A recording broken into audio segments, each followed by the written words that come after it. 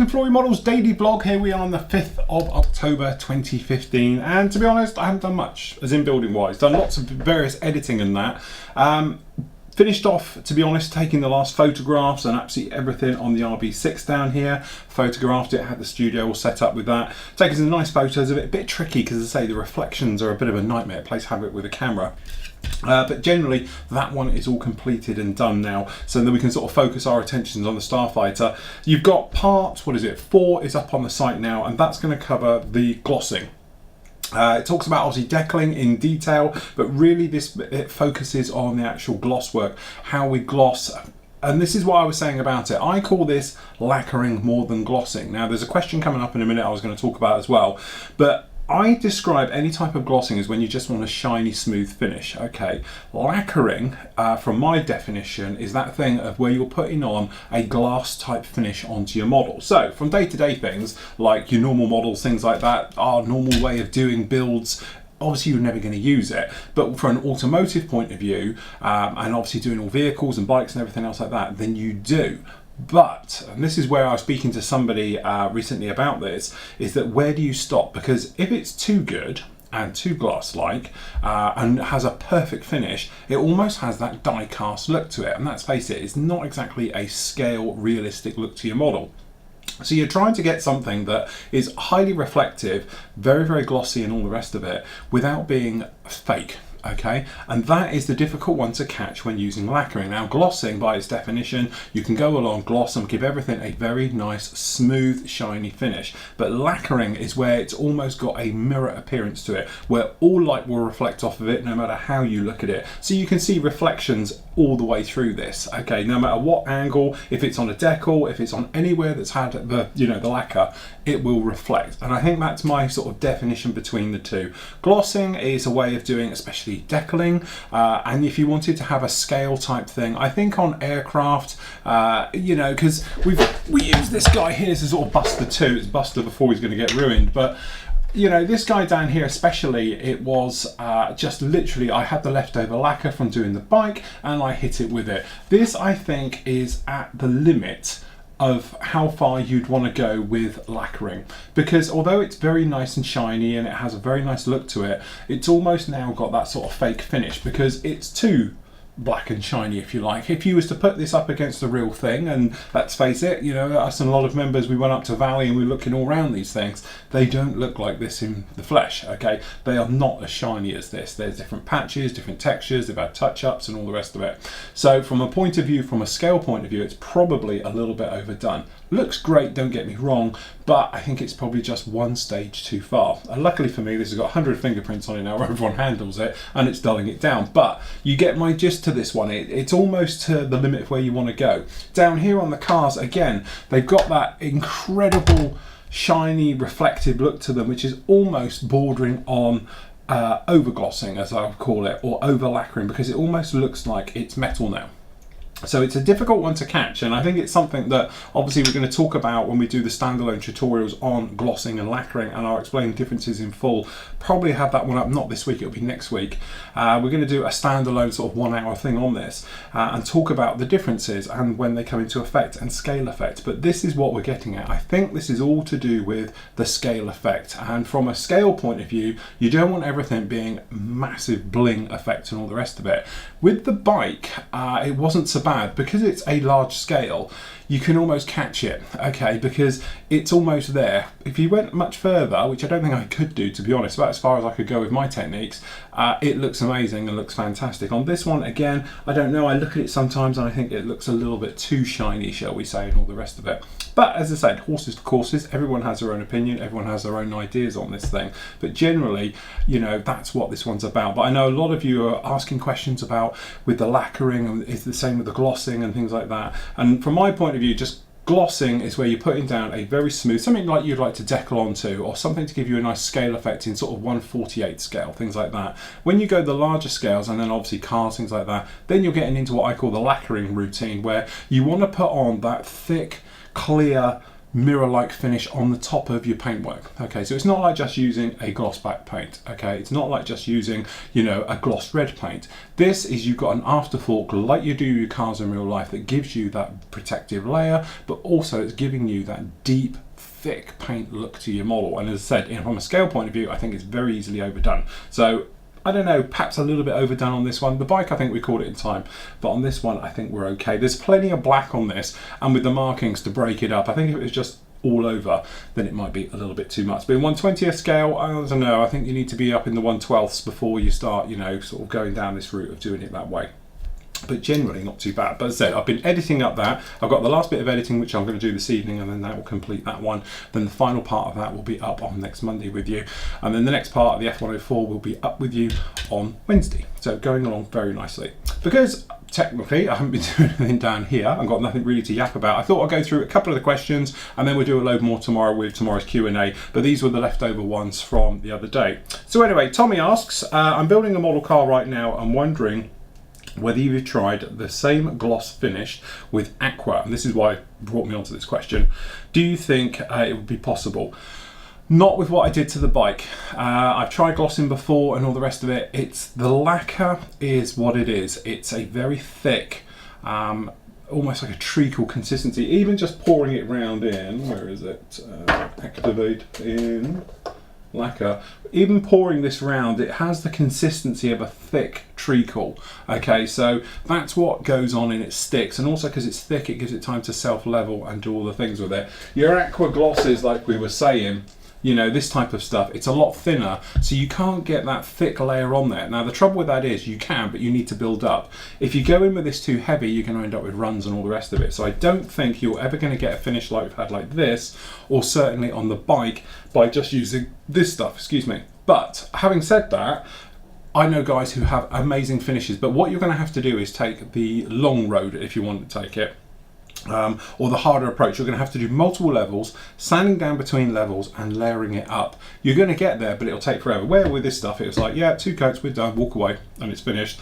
This stuff, you're going to take a lot longer to do it. So, you know, that's the only thing.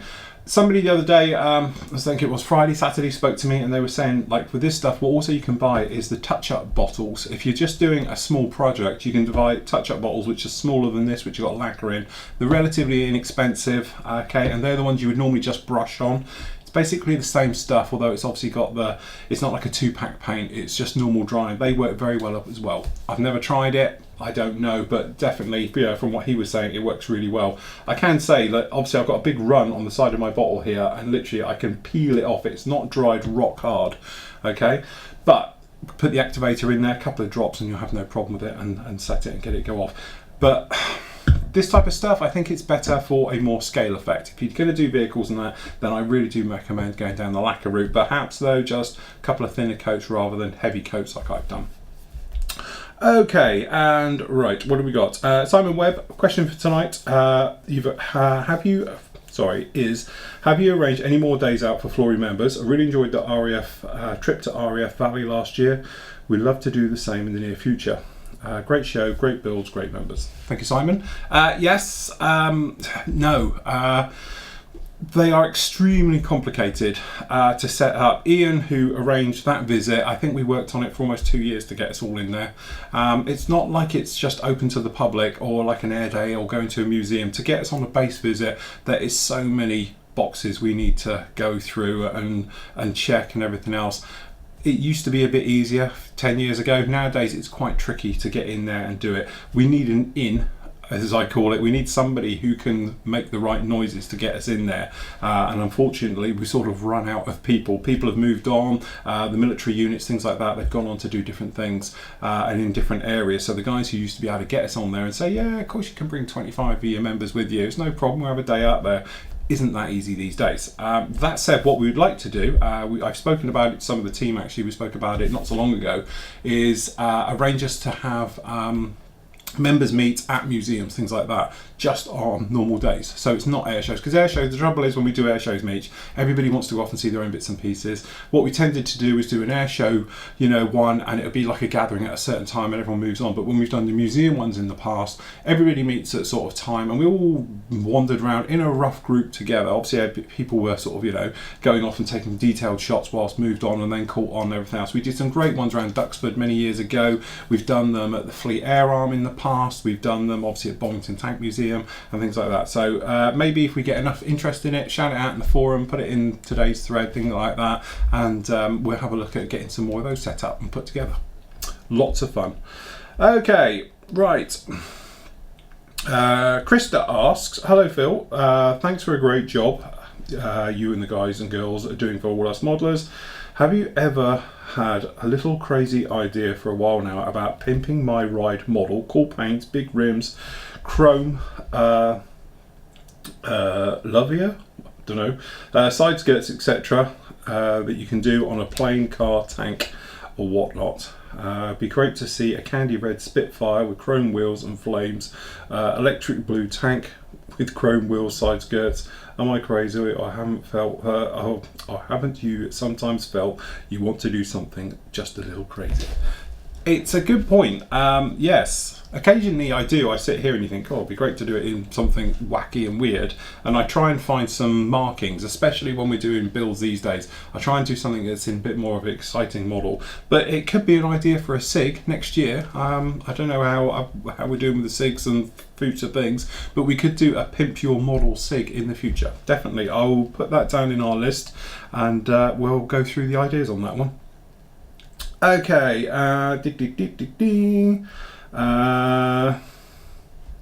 okay, so next question is, hi Phil, when are you doing to showing us the AK Extreme Metal video? Haven't we answered this one lots of times? Showing using the master tape, all things. Yes, as I say, it's coming up. We're going to be using it on the F104. In fact, I think I'll answer this in a minute. So when we do this one, it is going to be a totally in-depth one, okay? As in, I'm going to show you everything from preparing the plastic right the way through up to priming, using obviously the AK paints, masking them, sealing them, deckling on them and weathering them. It's going to be a massive thing. As we know, I think we're up to part 2 and things together, so it's no biggie. But what we're going to do then is spend like a part talking about preparation and priming. Okay, so it'll be a half-hour thing on that. Then a half-an-hour thing about using the AK paints. We're going to talk about the different colours, thinning them perhaps, and then obviously how you're putting down your coats, your air pressures, things like that. And we'll play with different ideas as we do it live on the model. So one time we'll try something with a high air pressure, then we'll knock it back, try with a lower pressure, just to find the sweet spot and see how best this actual stuff actually works. As I said, AK have been kind enough, bless them, to send me their entire range of everything. So I must thank them for that. They've done an absolute stonking job for us on this one, and they've sent us a few extras and a few bits and pieces, including, I said we spoke about it before, and I will go through all of this in detail, but we got this guy as well. Sorry, camera's in the wrong position for this one. They sent us stickers, guides and all the bits and pieces, and talking about exactly how it works, how metallizers actually work. So I've got to do my homework and read all this, and then we can go through it, and then obviously we're going to be using that book as a guide for using this stuff, and it's all going to be all about the metallizer paints. Now the idea is, for you guys who aren't members, why aren't you? You should be.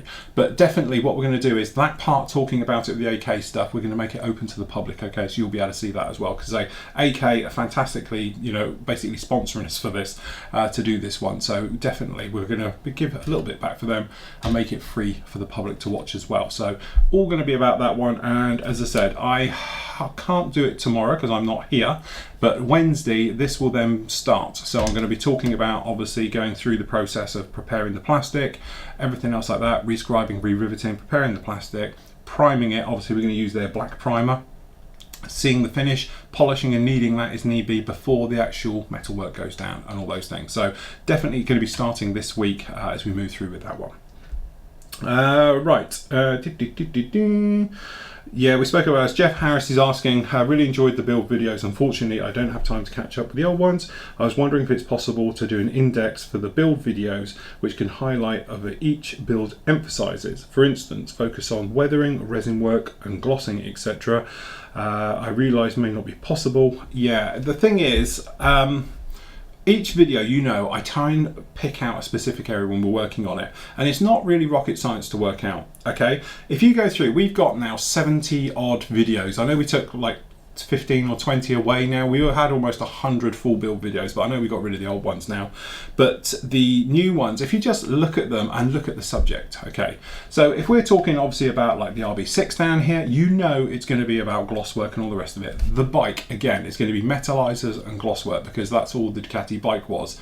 But then if you wanted to know about something like chipping and weathering and all things like that, then have a look about some of our more rougher models. So we're thinking up there, we've got the Hind 24, that's pretty much a masterclass in all that type of weathering, okay? And then obviously we've got the Typhoon, things like that. And then obviously we did chipping on things like the Corsair, anything you know and can see on the pictures and it's got chipping on, obviously we will cover it in there. If you're talking more about obviously sort of scratch building, stuff like that, then obviously the Intruder, because obviously there's a lot of scratch building around the engine bays, things like that.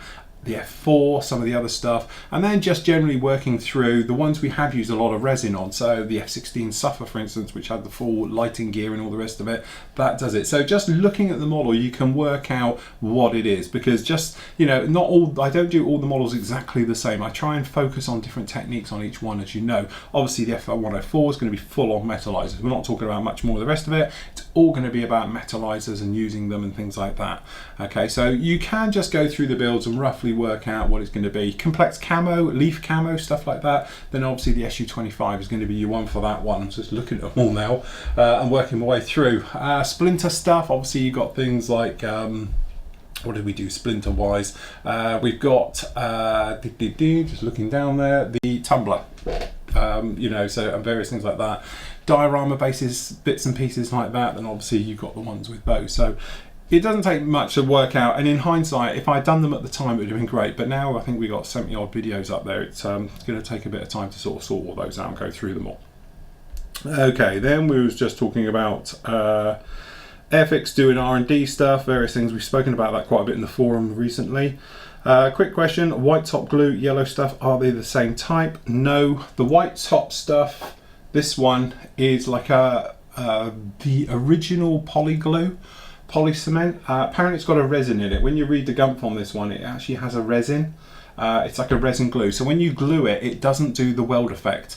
It dries clear, okay, but it doesn't have any big bite. It's not like using the extra thin that's got the chemical reaction which physically melts the glue together and pulls it and binds it together. This is a bit more like your traditional tube glue, but a thinner version on a brush. Great thing with this, big areas, it takes a while to dry. It doesn't take years to dry like tube glue, but it definitely takes a bit more. If you wanted something in between this stuff, then the Revel Contactia glue, if I've got one of those around still, I did have. That one has got the weld effect and it's thicker as well, but this is more like a resin one. It's very handy for doing like we were doing on the Ducati bike, things like that, where you don't want to get a chemical reaction in your paintwork, you just want to glue. This will do that absolutely fine. And as I say, I think they're a perfect pairing and I use them both all the time, and they're my both go-to glues really at the end of the day, and do it like that.